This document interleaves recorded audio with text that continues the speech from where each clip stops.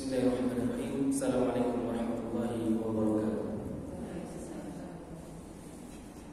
Innal hamdalillah nahmaduhu wa nasta'inuhu wa nastaghfiruh wa na'udzu billahi min shururi anfusina wa sayyiati a'malina. May yahdihillahu fala mudilla lahu wa may yudlilhu fala hadiya lahu. Asyhadu an la ilaha illallah wahdahu la syarika lahu wa asyhadu anna Muhammadan abduhu wa rasuluh. Sallallahu alaihi wa ala alihi wa sahbihi wa mawala. Amma ba'd. Usikum wa iyaya nafsi bittaqwallah faqad faza al-muttaqun. Alhamdulillahirabbil alamin. Segala puji hanya milik Allah Subhanahu wa taala yang dengan nikmat serta karunia-Nya kita diberikan waktu, kesehatan untuk bisa terus menuntut ilmu yang menjadi cahaya bagi jalan kita di dunia ini hingga ke akhirat kelak. Salawat serta salam selalu kita haturkan kehadiran Nabi besar Muhammad sallallahu alaihi wasallam,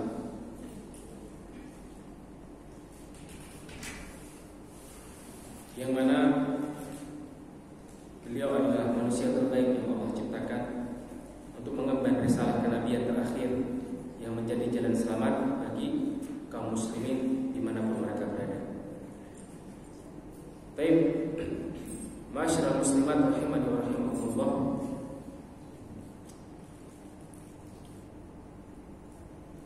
Seseorang itu ketika dia ingin masuk ke sebuah tempat tertentu, entah tempat wisata ataupun tempat apapun itu, maka dia harus memenuhi syarat-syarat untuk masuk ke tempat tersebut. Misalnya kalau orang mau masuk ke tempat wisata, maka dia harus beli tiket, entah tiket untuk perorangan ataupun tiket untuk kendaraan. Orang mau masuk ke masjid misalnya, maka dia harus masuk dengan pakaian yang menutup aurat. Atau misalnya orang mau masuk ke sekolah, anak-anak yang mau masuk sekolah, maka diharuskan menggunakan seragam sekolah yang lengkap. Maka kalau hal yang kecil seperti itu saja memiliki persyaratan-persyaratan yang harus dipenuhi seorang hamba, maka begitu pula kalau kita memang ingin masuk ke dalam surga Allah Subhanahu wa ta'ala, harus ada syarat-syarat yang harus kita penuhi terlebih dahulu sebelum kita masuk ke dalam surga. Dan syarat-syarat itu diletakkan oleh Allah Subhanahu wa ta'ala di dalam syariat kita untuk dipenuhi, ya. Dan itu diambil secara gratis. Kalau kita mengambil tiket masuk ke para wisata tertentu, kita bayar. bayar sesuai dengan harga yang sudah ditetapkan di tempat tersebut. Tapi kalau kita mau masuk surga, tiketnya itu diambil gratis. Kita nggak bayar. Cuman tidak semua orang mau ngambil. Tidak semua orang mau ambil. Maka yang jadi permasalahan penting adalah bahwa kenapa ketika Allah menawarkan kepada kita sesuatu yang nilainya sangat luar biasa dahsyat dan tiketnya atau akses masuknya itu diberikan secara gratis, tapi beberapa manusia enggan untuk mengambil tiket tersebut. Beberapa manusia itu enggan untuk mengambil tiket tersebut. Di antara salah satu sebabnya adalah bahwa karena surganya memang masih belum terlihat. Hari ini Allah masih hanya sekedar menjanjikan bagi kita surga. Belum memperlihatkan bagaimana surga itu. Tapi yang jelas bahwa surga itu tidak bisa dibandingkan dengan apapun, keindahan apapun yang ada di muka bumi ini. Bahkan di seluruh alam semesta sekalipun, tidak ada sesuatu yang indahnya, nyamannya, nikmatnya melebihi daripada surga. Maka dari itu, ma'asyiral muslimat rahimakumullah, akses kita untuk bisa masuk ke dalam surga itu cuma satu, yaitu tauhid. Tauhid ini sering kali kita dengar. Tauhid ini juga sering kali dibahas, ya. Namun kenapa harus selalu dibahas? Karena terkadang manusia lupa bahwa tauhid adalah jalan utama dia untuk masuk ke dalam surga. Orang boleh dia banyak sedekahnya, boleh amal baik dia banyak, boleh juga sholat dan lain-lainnya lebih banyak. Akan tetapi ketika tauhidnya ada, maka dia tetap tidak bisa masuk ke dalam surga. Makanya dalam rukun Islam itu yang pertama adalah syahadatu alla ilaha illallah wa anna muhammadar rasulullah. Itu yang pertama dan menjadi pintu masuk seseorang untuk bisa menjadi seorang muslim. Artinya ketika rukun-rukun yang lain, sholat, puasa, zakat, haji itu dikerjakan, tapi dua kalimat syahadatnya tidak dipenuhi syarat-syaratnya, maka yang 4 terakhir yang dikerjakan itu maka akan sia-sia. Akan sia-sia. Makanya kuncinya tetap berada pada syahadatain. Kalau kita bertauhid dengan baik, maka niscaya amalan-amalan lainnya seperti sholat, puasa, haji, dan lain sebagainya dari amal-amal soleh memiliki kemungkinan untuk diterima oleh Allah Subhanahu wa ta'ala. Namun ketika tauhidnya buruk, maka amal-amal yang telah yang dilakukan seorang hamba itu menjadi percuma. Baik. Maka ketahuilah ma'asyiral muslimat bahwa setiap muslim harus mempelajari 3 permasalahan penting. Yang pertama adalah mengetahui bahwasanya Allah Subhanahu wa ta'ala itu menciptakan kita dan memberikan kita rezeki. Jadi tidak ada suatu zat yang menciptakan kita lalu memberikan kita rezeki dan merawat kita kecuali Allah Subhanahu wa ta'ala. Jelas bahwasanya kasih sayangnya Allah Subhanahu wa ta'ala jauh lebih besar dibandingkan dari kasih sayangnya seorang ibu. Ya, jauh lebih besar. Bahkan dari bentuk kasih sayangnya Allah Subhanahu wa ta'ala, ketika kita diciptakan kemudian dialirkan kepada kita rezeki, Allah juga mengutus kepada kita seorang nabi untuk memberikan petunjuk, untuk memberikan pencahayaan tentang jalan mana yang benar dan jalan mana yang salah. Itu bentuk dari kasih sayangnya Allah Subhanahu wa ta'ala kepada seorang hamba. Jadi tidak hanya diciptakan, tidak hanya dibuat lahir dari rahim seorang ibu, tapi juga diberikan petunjuk sama Allah Subhanahu wa ta'ala. Setelah lahir, kamu jalannya harus ke sini, agar nanti kamu kembali kepadaku dalam keadaan bersih dan bisa masuk ke dalam surganya Allah Subhanahu wa ta'ala. Maka dari itu, saking besarnya kasih sayangnya Allah Subhanahu wa ta'ala pada kita, maka ada konsekuensi yang harus kita lakukan di situ, yaitu apa? Barang siapa yang taat kepada Allah, maka dia pasti akan masuk surga. Dan barang siapa yang bermaksiat kepada Allah, maka dia pasti akan masuk neraka. Ucapan yang barusan itu adalah ucapan yang qat'i, artinya pasti. Tidak mungkin orang itu melakukan ketaatan masuk neraka, tidak mungkin. Dan tidak mungkin juga orang yang selalu bermaksiat masuk surga. Karena konsekuensinya jelas. Allah ciptakan kita, kasih kita rezeki, ya, kasih kita pelajaran, mengutus untuk kita Rasul agar kita bisa mengikuti Rasul sampai kembali kepada surga, kepada Allah. Jelas, perawatannya sudah jelas. Jadi ketika kita melakukan kemaksiatan, pasti kita berakhir di neraka. Kalau kita melakukan ketaatan, pasti kita berakhir di surga. Itu jelas, pasti. Ya, pasti. Kenapa? Karena Allah mengetahui segala gerak-gerik kita. Jangan pernah menganggap ada amalan dosa kecil yang kita sembunyikan dari semua manusia, Allah nggak tahu. Nggak mungkin. Allah pasti tahu. Makanya ketika nanti dihisab, hitungan kita itu jelas. Ya. Mungkin ada orang yang zalimnya setengah mati kepada kita, tapi ternyata sama orang-orang di dunia tidak diberi hukuman yang pantas. Jangan pernah ragu bahwa nanti di pengadilan akhirat mereka akan dapat hukuman yang semestinya. Kenapa? Karena hitungannya Allah pasti.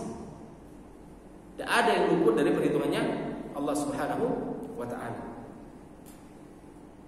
Jadi tidak boleh itu kita sampai meyakini bahwa ketika ada orang, ya, baik sekali orangnya, tapi tauhidnya nggak ada, atau dia non muslim, tapi dia baik, ya, wafat, lalu kita mengatakan bahwa masa orang sebaik ini Allah nggak ampuni dosanya. Tidak boleh kita mengatakan seperti itu. Kenapa? Yang kita yakini bahwa seseorang itu diterima amal solehnya ketika tauhidnya benar, diterima amal solehnya ketika dia mengucapkan 2 kalimat syahadat.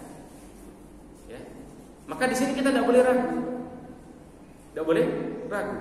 Sama halnya ketika ada orang yang maksiatnya luar biasa, tapi dia beriman kepada Allah Subhanahu wa ta'ala. Mungkin dia akan dicuci dulu di akhirat, di neraka dia akan dicuci, dibersihkan dari dosa-dosanya. Namun kita tidak boleh ragu bahwa yang masih beriman kepada Allah pada akhirnya akan masuk ke dalam surga. Ini juga bagian dari tauhid. Tauhid. Jadi itu yang pertama, kepastian bahwasanya Allah itu merawat kita. Ya, Allah lah yang menjaga kita. Kalau bukan dari penjagaan Allah, kita nggak akan bisa selamat dari apapun. Orang nyetir sepeda motor misalnya, merasa bahwasanya dirinya kuat, ya, nyetir malam-malam, tidak ngantuk dan lain sebagainya, sehingga sampai pada kota tujuan dengan selamat. Ingat bahwasanya ketika ngantuk itu tidak melukai dirinya, itu semata-mata karena perlindungannya Allah Subhanahu wa ta'ala. Kalau Allah mau, bisa saja Allah jadikan orang itu tiba-tiba ngantuk di tengah jalan, bangun-bangun ada di rumah sakit. Ya, jadi semua itu tidak terlepas dari perlindungannya siapa? Allah Subhanahu wa ta'ala. Makanya kita sangat dilarang untuk melakukan sebuah kesombongan di muka bumi. Karena dalam sebuah riwayat hadis qudsi disebutkan bahwa yang sombong itu adalah selendangnya Allah Subhanahu wa ta'ala. Sebagaimana kalau kita tahu ada mahkota yang digunakan oleh seorang raja atau ratu, kemudian kita ambil, kita kenakan, maka kita pasti akan ditangkap oleh petugas kerajaan. Kenapa? Karena mahkota itu hanya berhak digunakan oleh siapa? Raja ataupun ratu. Ketika dalam sebuah hadis disebutkan kiber atau kesombongan itu adalah selendangnya Allah Subhanahu wa ta'ala, artinya apa? Tidak ada seorang pun yang pantas menggunakan selendang tersebut kecuali Allah Subhanahu wa ta'ala. Hanya Allah yang boleh menyombongkan. Kita sebagai seorang hamba tidak boleh. Jadi ketika kita bisa melakukan hal-hal yang di luar nalar, bisa melakukan hal-hal yang spektakuler, di luar kebiasaan, di atas prestasi orang lain, ingatlah bahwa semua itu adalah pemberian Allah Subhanahu wa ta'ala, dan juga terjadi atas perlindungan Allah Subhanahu wa ta'ala. Kemudian yang kedua, bahwasanya Allah Subhanahu wa ta'ala sama sekali tidak ridho, ya. Tidak ridho untuk apa? Untuk disekutukan. Entah dalam peribadatannya, ya, entah dalam masalah penciptaan dan lain sebagainya, Allah Subhanahu wa taala tidak ridha untuk disekutukan. Ingat bahwa semua yang kita punya hari ini adalah milik Allah Subhanahu wa taala. Kita bisa jalan sampai sekarang. Kita bisa merasa senang sampai sekarang. Kita masih bisa makan dan minum sampai sekarang, bernafas sampai sekarang. Bahkan hal-hal kecil sepele yang kadang kita lupa syukuri, itu semua terjadi karena pemberian Allah Subhanahu wa taala. Ketika Allah memberitahukan kepada kita bahwasanya Allah tidak mau disekutukan, maka kewajiban kita yang paling utama adalah mengikuti apa kemauannya Allah Subhanahu wa taala. Jangan menentang. Jangan menentang. Karena kalau kita menentang saja, maka azab yang Allah siapkan untuk orang-orang yang menyekutukan Allah itu adalah kekal di neraka jahanam. Itu kekal di neraka jahanam. Ya. Maka di sini disebutkan, walaupun misalnya orang yang membuat kita menyekutukan Allah adalah seorang raja yang absolut, seorang raja yang tidak mungkin kalah, seorang raja yang memiliki kekuasaan semuka bumi misalnya, maka menyekutukan Allah itu tetap tidak boleh. Menyekutukan Allah itu tetap tidak boleh. Walaupun kita menyekutukan Allah untuk seorang nabi, ya, yang sempurna, diutus sama Allah sempurna nabinya, maka menyekutukan Allah juga termasuk tetap hukumnya tidak boleh. Karena dalam peribadatan kita kepada Allah Subhanahu wa taala jangan sampai masuk di dalamnya sedikit pun tentang kesyirikan. Karena kesyirikan yang sedikit itu akan merusak keseluruhan ibadah kita. Dirusak seluruh. Ya. Jadi jangan sampai kita mengorbankan ibadah kita yang sudah begitu banyak hanya dengan secuil kesyirikan yang bisa merusak seluruhnya. Itu hal yang sangat penting. Kemudian yang ketiga adalah bahwasanya barang siapa yang taat kepada Rasul sallallahu alaihi wasallam kemudian mentauhidkan Allah, yang mentauhidkan Allah Subhanahu wa taala, maka dia tidak boleh menjadikan orang-orang yang menentang Allah sebagai orang-orang yang mengurus kesehariannya. Jadi ketika kita ini mengikuti Nabi sallallahu alaihi wasallam, kemudian kita mentauhidkan Allah Subhanahu wa taala, maka haram hukumnya bagi kita untuk menjadikan orang-orang non-muslim atau orang-orang yang musyrik, orang-orang yang kafir sebagai orang-orang terdekat kita ataupun orang-orang yang mengurus hal-hal yang berkaitan dengan keseharian kita. Ya. Makanya kenapa perempuan itu tidak boleh menikah dengan non-muslim? Muslimah tidak boleh menikah dengan non-muslim, kenapa? Karena kalau muslimah menikah dengan non-muslim, artinya dia menjadikan orang yang menyekutukan Allah sebagai orang yang mengurus hal-hal sehari-hari untuk dirinya, menjadi walinya, ya, yang mengurus perkara hidupnya. Makanya nggak boleh. Beda halnya kalau dibalik, kalau laki-laki menikah dengan non-muslim, itu pun dengan syarat non-muslimnya itu antara Nasrani atau Yahudi, yaitu ahli kitab, ya. Boleh, kenapa? Karena dia yang menjadi pemimpin, dia yang mengurus segala urusan. Tapi kalau dibalik, ya. Jadi kalau kita memang orang yang bertauhid, tidak menyekutukan Allah Subhanahu wa taala, kemudian kita mengikuti Nabi sallallahu alaihi wasallam, maka kita tidak boleh menjadikan orang-orang non-muslim sebagai wali kita, sebagai orang yang mengurus urusan keseharian kita. Baik, ma'asyiral muslimat rahimani wa rahimakumullah.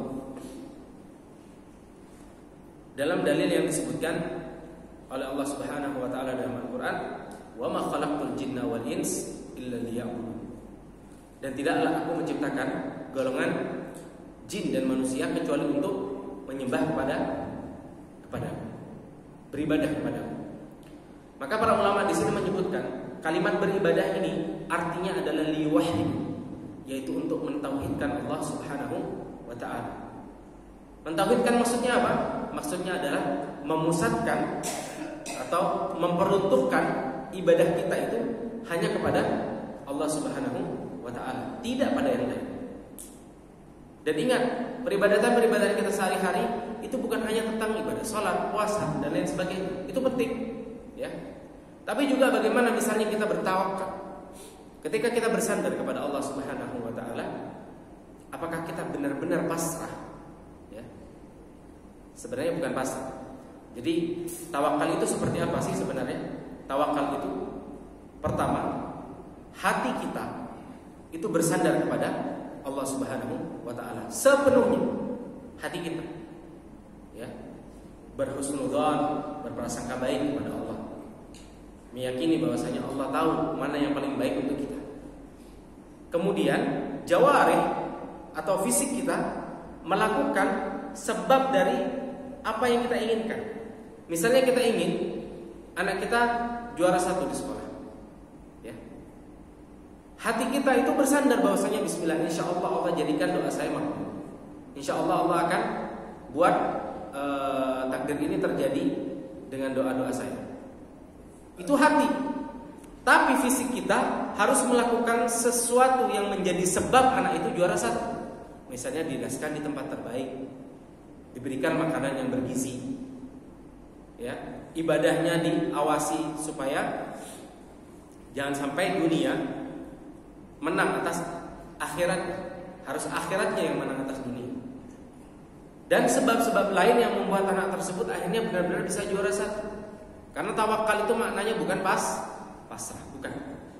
Tawakal itu artinya membuat diri kita bersandar kepada Allah Subhanahu wa taala, sambil melakukan sebab-sebab yang membuat keinginan kita bisa terwujud. Nah, tawakal itu sendiri ma'asyiral muslimat harus disandarkan kepada Allah Subhanahu wa taala. Ya. Walaupun di dunia ini ada orang-orang yang mampu untuk mewujudkan mimpi-mimpi kita, tapi tetap sandaran hati kita harus kepada Allah Subhanahu wa taala. Ketika hati kita tidak bersandar sama Allah Subhanahu wa taala, maka disitulah tauhid kita tergores. Tauhid kita tergores. Dan ingat, ketika urusannya sama hati, kadang-kadang kita nggak sadar. Kadang-kadang kita nggak sadar bahwa saya ternyata hati kita tidak bersandar kepada Allah Subhanahu wa taala. Kemudian diantaranya juga rasa takut kita kepada Allah Subhanahu wa taala. Terkadang ketika kita dihadapkan dengan sebuah kondisi di mana kita harus membela Allah Subhanahu wa taala dengan resiko yang sangat buruk, atau mengikuti rasa takut kita kepada manusia atau makhluk, terkadang kita kalah karena kita takut resikonya. Karena kita takut resiko. Padahal rasa takut itu tidak boleh disandarkan kecuali takut kita kepada Allah Subhanahu wa taala. Jangan sama sekali kita mencoba untuk takut kepada seorang hamba. Karena banyak sekali kasus bahwa walaupun seorang hamba itu begitu hebat,